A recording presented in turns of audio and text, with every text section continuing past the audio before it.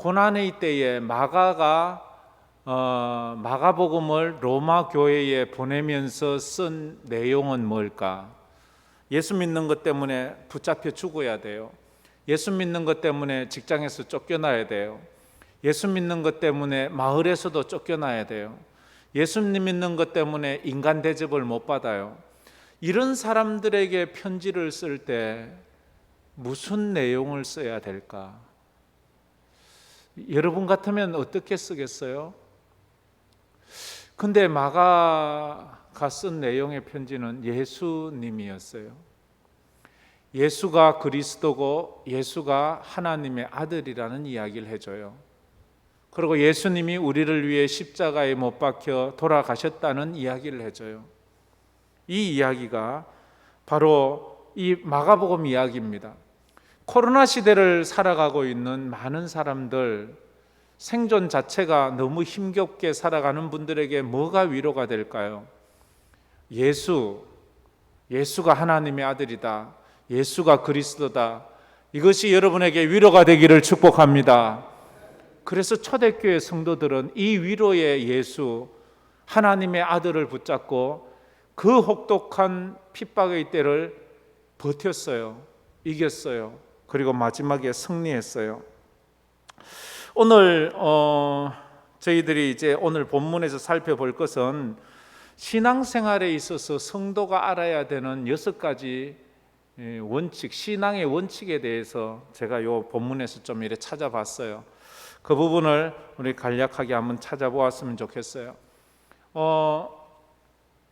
예수님이 날이 저물 때에 배를 타고 바다를 건너가자고 하셨어요. 밤에 바다를 간다는 것은 쉬운 일이 아니잖아요. 그렇죠? 낮에 바다를 건너가기도 힘든데 밤에 바다를 배 타고 건너가는 건 상당히 위험한 일이에요.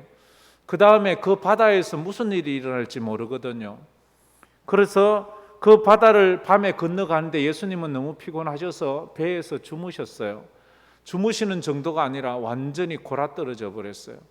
그런데 얼마 가지 않아서 폭풍이 불어오는데 이 폭풍 이름을 광풍이라고 말해요. 광풍, 미친 바람이 불어왔어요. 그냥 잔잔한 바람이 아니고 광풍, 미친 바람, 미친 듯이 불어와서 이거 누구도 통제가 안 되는 바람이 불어왔어요. 그래서 제자들은 다 어부가 많잖아요. 어부 출신인 제자들이 자기들의 그 경험으로 그걸 이겨가려고 하는데 이겨갈 수가 없어요. 인간의 힘으로 어떻게 이길 수 없는 바람이 불어와요. 인간이 어떻게 극복할 수 없는 바람이 불어와서 배에 물이 가득 차게 되었어요. 그래도 예수님이 주무세요. 예수님이 얼마나 피곤하셨으면 그 정도로 골아떨어졌을까? 그때에 겁이 난 이 예수님의 제자들이 예수님 주무시고 있는 예수님의 열 막 흔들어 깨웁니다. 예수님, 우리가 다 죽게 됐습니다. 어째 지금 주무시고 계세요? 우리 좀 도와주세요. 그러자 예수님께서 일어나셔서 그 광풍을 향하여 꾸중하십니다. 광풍아, 잔잔하라. 처음에 그 말을 듣는 제자들은 어떤 모습이었을까요? 의안이 벙벙하고 이게 무슨 일이야? 예수님이 주무시다 일어나서 정신이 간 거 아니야? 광풍한테 꾸중한다고 광풍이 뭐 귀가 있어요? 뭐가 있어요? 그런데 예수님이 그 말씀을 하시자 바람이 잔잔해졌어요. 그리고는 예수님이 하시는 말씀이 믿음이 적은 자들아 어찌하여 두려워하느냐라고 말해요. 광풍이 일어났으면 누구나 다 두려워해야 되는데요. 누구나 다 이런 상황 속에서는 무서워하고 난리법석을 지기는 건 정상적인데 그렇게 난리법석을 지기고 두려워하는 그들을 향하여 꾸중을 하시는 거예요. 그러자 제자들이 하는 말이 어찌 바람도 바다도 예수님의 저 말에 순종하는가? 그게 오늘 우리에게 주신 그 본문 내용이지요. 우리가 첫 번째로 볼 내용이 뭐예요? 인생을 걸어가다 보면 누구에게나 미친 바람이 불어올 때가 있어요. 미친 바람, 통제 못하는 바람, 내가 어떻게 해볼 수 없는 바람이 누구에게나 다 몰려와요. 예수님의 제자들에게도 몰려왔어요. 믿음 좋은 사람에게도 몰려왔어요. 왜 내게만 이런 바람이 불어오지? 라고 하지 마세요. 누구에게나 다 불어와요. 누군가 물어요. 왜 목사님, 왜 나에게만 일어나요? 왜 우리 자식에게만 이런 어려움이 있나요? 왜 우리에게만 이런 어려움이 있나요? 라고 말하지만 인생길에는 누구에게나 다 내가 통제하지 못하는 미친 바람이 불어오는 것이 그게 인생이에요. 전부 다 미친 바람은 언제 불어왔어요? 예기치 못할 때, 생각하지 못할 때 그것이 불어왔어요. 근데 지금 어때요? 바다에 잔잔하고 잘 갈 수 있었잖아요. 전혀. 여러분들은 지금 혹시 이런 인생에 광풍이 불어오지는 않았나요? 광풍이 불어왔던 적은 없나요? 제가 전도사 시절 때 저하고 아주 절친인 전도사님, 지금은 목사님 되었지만 그때 중고등부를 이렇게 지도하고 있었는데 그 중고등부를 데리고 자기 고향인 영덕으로 여름 수련회를 떠났습니다. 그 교회가 작은 교회라 아이들이 중고등부 아이들이 한 15명 정도 되었어요.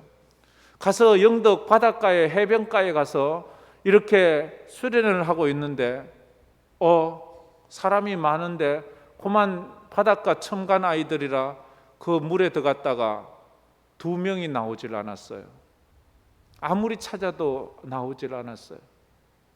15명 중에서 2명이 그만 익사하고 말았어요. 난리가 났어요. 교회가 뒤집어지고. 그러니까 이 지도자로 데리고 갔던 이 전도사는 뭐 할 말이 없는 거예요. 그렇게 바다를 미친 듯이 이리저리 쫓아다녀도 애들이 나오질 않는 거예요. 한참 후에야 아이들의 시신이 물 위로 떠올랐어요. 그 부모님들이 달려오고 그 교회 목사님이 달려오고 난리가 났어요. 어떻게 해야 돼? 이럴 때 어떻게 해야 돼요? 자기가 생각하지 못한 바람이 불어와서 그것이 완전 교회를 다 뒤집어 놓는데 어떻게 할 방법이 없어요. 한 명은 믿음 좋은 권사님인가 이런 집안의 아이라서 그 집안에서 너무너무 아프지만 그래도 뭐 교회에 크게 부담을 안 주고 마무리하려고 하는데 한 명은 예수 안 믿는 집 아이여서 그 예수 안 믿는 부모들이 와서 그렇게 원망을 하고 그렇게 뭐 이건 우리가 상상해 볼 수 있잖아요. 얼마나 원망을 하고 그래 친구가 막 견디질 못하는 거예요. 근데 그 교회를 이제 사임하고 나오려고 하는데 못 나가게 하는 거예요. 네가 일을 버려놓고 네가 나가면 그러니까 나오지도 못하고 사임도 못하고 지옥 같은 그 상황 속에서 그걸 다 이겨내야 되는 거예요. 그런데 참 사람이 아직도 장가도 안 간 교육전도사가 그걸 이겨내기에는요. 그때 장가 갔었나? 안 갔었나? 아직도 교육전도사니까요. 그런 인생이 불어왔어요. 여러분의 삶 속에 이런 광풍이 일어나고 있지는 않습니까? 그러면 어떻게 해야 되나요?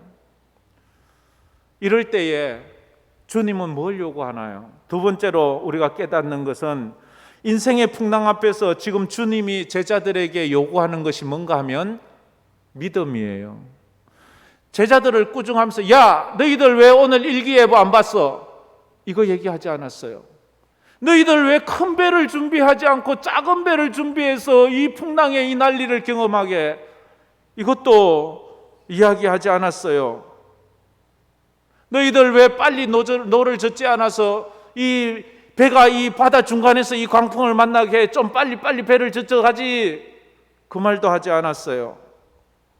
주님은 왜 믿음이 없냐고 말해요. 우리가 인생길을 살아가면서 만나는 수많은 광풍이 있어요. 자식 문제로, 건강 문제로, 경제적인 문제로, 인간관계 문제로 여러 가지 복잡한 문제로 광풍이 많아서 내가 감당하지 못할 때 주님은 찾아와서 말해요. 야, 너 왜 돈 준비 안 했어? 너 왜 지금까지 좀 노력하지 않아? 이렇게 말하지 않아요. 주님은 왜 네 믿음이 어디 있느냐라고 말해요. 네 믿음이 어디 있느냐? 혹시 여러분들이 인생의 광풍이 와서 지금 정신 못 차리고 괴로워하고 있지는 않습니까? 주님 말씀 들어보세요. 믿음이 없는 자야, 왜 믿음 준비 안 했어? 이걸 이기자면 믿음이 있어야 되는데 왜 믿음 준비 안 했어? 라고 이렇게 채찍질하는 것 같습니다. 주님은 인맥을 준비하라고 하지 않습니다. 학위를 준비하라고도 하지 않습니다. 건강을 준비해 놓으라고도 하지 않습니다. 믿음이 중요하다고 말을 하고 있습니다.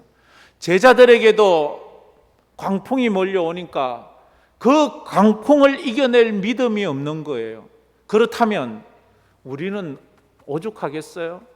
지금은 큰 소리 치고, 지금은 믿음 있는 것 같이 말하고, 지금은 나는 뭐든지 시험 들지 않을 것 같이 말하지만, 미친 듯이 불어와 내 인생을 뒤집어 엎는 그 광풍 앞에 이길 수 있는 믿음을 가지기가 쉬운 게 아니에요. 제자들도 그 믿음이 광풍을 이기지 못했어요. 여러분들은 앞으로 불어오는 광풍을 이길 믿음이 준비되었나요? 코로나를 이길 믿음이 준비되었나요? 그 은혜가 있기를 축복합니다. 누구에게나 광풍은 옵니다. 예외는 없어요. 예수님과 함께 있는 제자들에게조차도 광풍이 왔는데요. 그때 요구하는 것이 믿음입니다. 믿음을 잘 준비해야 해요. 잘 준비해야 돼요. 믿음으로 우리는 이겨내가. 세상 흔들리고 사람들은 변하여도 나는 주를 섬길 수 있습니까? 세상 변하고 사람들은 떠나는데 나는 혼자 남아서 예수 믿을 수 있겠습니까? 믿음 준비해야 합니다. 세 번째로 제자들도 인생의 강풍 앞에서 넘어졌다는 거예요. 그 미친 바람이 오자 제자들도 그 바람 앞에 넘어지고 말았어요. 우리는 다 인생에 문제가 생기면 넘어질 수밖에 없는 존재예요. 그런데 넘어진 자리에서 계속 있으면 안 돼요. 오뚜기처럼 일어나야 돼요. 여러분들이 영적인 오뚜기가 되기를 축복합니다. 넘어진 거는 어쩔 수 없어요. 그런데 넘어진 자리에 계속 있으면 안 돼요. 일어나야 됩니다. 일어나시길 바랍니다. 거기에 퍽 퍼질러 앉아서 거기서 인생 마감하려고 그렇게 하지 마세요. 일어서세요. 그게 우리가 해야 할 일입니다. 그게 주님이 우리에게 바라는 거예요. 온갖 이적과 기적을 체험한 예수님의 제자들도 넘어졌어요. 믿음으로 광풍을 이겨내지 못했어요. 베드로조차도 광풍이 불어오자 예수님 부인했어요. 예수님 모른다고 했어요. 우리조차도 거기에 나는 아니라지 라고 말하지만 하나님 나도 별 수 없습니다. 그러나 제가 일어나게 해주세요. 제가 일어나게 해주세요. 오뚜기가 넘어져서 일어나는 게 오뚜기지 넘어 있는 건 오뚜기가 아니에요. 그리스도인은 넘어질 수 있어요. 그러나 일어나야 돼요. 일어나야 돼. 그게 우리에게 바라시는 주님의 말씀입니다. 오뚜기처럼 돼야 됩니다. 그런즉 선줄로 생각한 자는 넘어질까 조심하라. 네 번째로 우리가 이런 광풍이 불어왔을 때 우리 배의 선장을 내가 하면 안 돼요. 내가 내 인생의 선장이 되고 내 인생의 키를 잡고 내 인생의 주인이 되지 말고 예수님에게 선장권을 맡겨야 돼요. 예수가 내 인생의 선장이 돼야 돼요. 예수님에게 인생을 맡기세요. 예수님, 이렇게 큰 광풍이 왔습니다. 예수님 도와주세요. 예수님이 내 인생의 키를 잡으면 그 광풍에서도 물에 빠지지 않고 어떻게든지 그 광풍을 이겨서 그 광풍 속에서 살아서 나가게 해주시는 거예요. 우리는 죽을 것 같은 인생을 살아가지만 내 인생의 답은 예수님이에요. 내 인생의 키는 예수님에게 있어요. 예수님이 내 인생의 생사화 복을 주장하시는 분임을 믿습니다. 할렐루야. 그분은 내 인생의 주인이세요. 내 인생을 책임지고 있어요. 그 물결이 설레는 어두운 바다, 저 동대의 불빛도 희미한데 이 풍랑에 배저 항해하는 주 예수님 이 배의 사공이라. 그래서 나 두려움 없네 두려움 없도다. 주 예수님 내 배의 사공 대신, 할렐루야!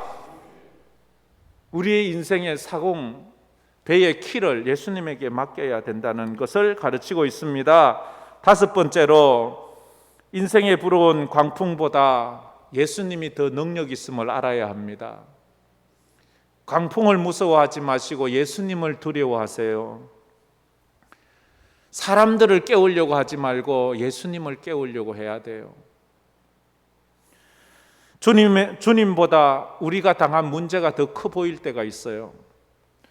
우리 문제가, 내 인생의 광풍이 더 커 보이면 보일수록 예수님이 점점 작아 보여요.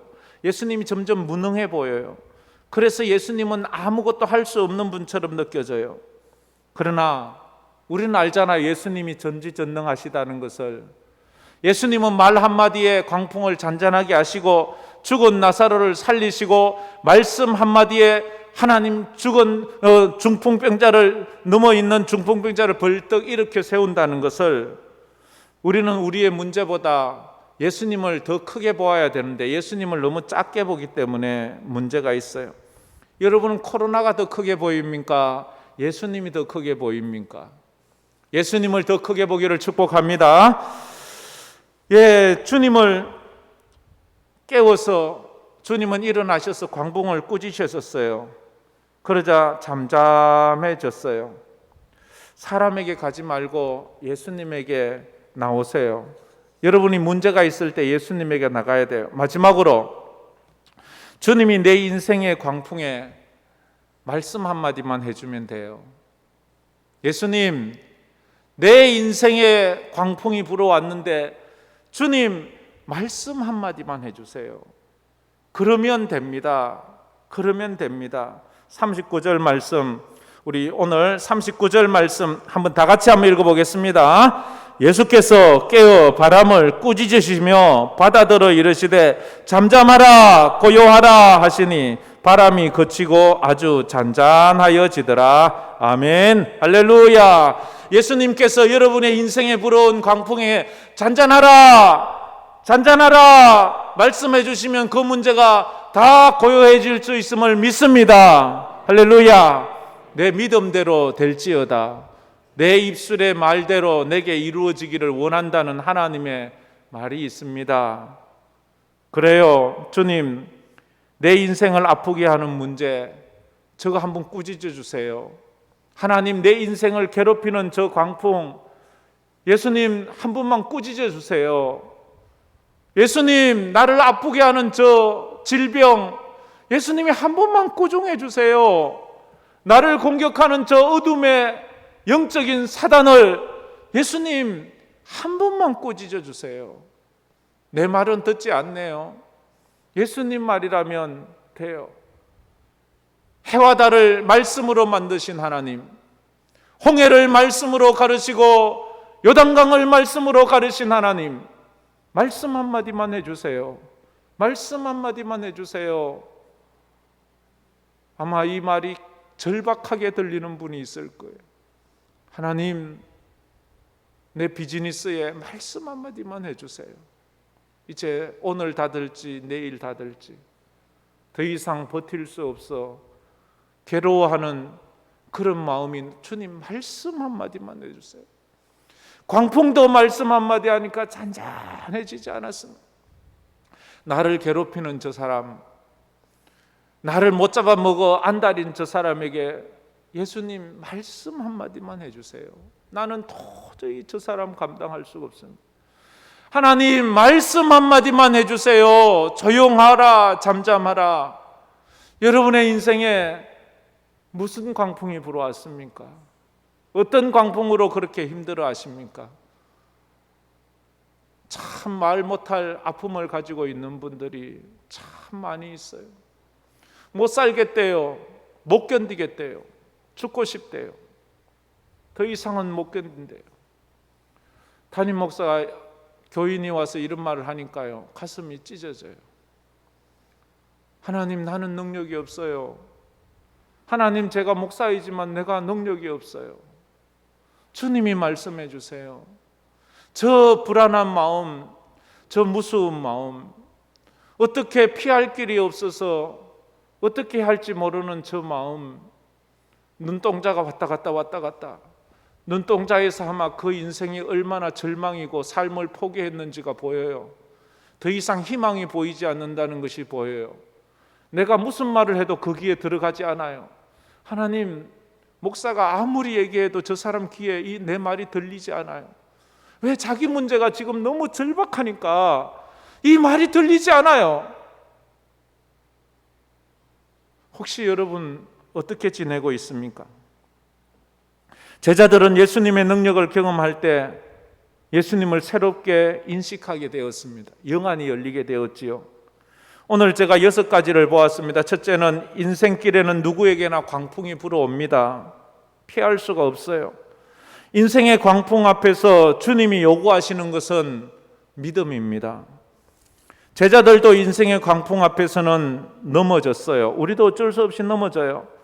그때 우리는 예수님을 우리 인생의 배에 선장으로 모셔야 돼요. 그리고 우리의 문제보다 예수님을 더 크게 봐야 돼요. 우리가 문제가 더 크게 보이면 안 돼요. 예수님이 더 크게 보여야 돼요. 그리고 주님께 말해야 돼요. 주님, 말씀 한마디만 해주세요. 내 문제에, 내 인생에 불어온 저 광풍, 저게 한마디만 해주세요, 주님. 그러면 됩니다. 그러면 됩니다. 세상 흔들리고 사람들은 변하여도 나는 주를 섬기리. 주님의 사랑은 영원히 변하지 않네. 나는 주를 신뢰해. 우리 한번 이 찬양 한번 불러보겠습니다.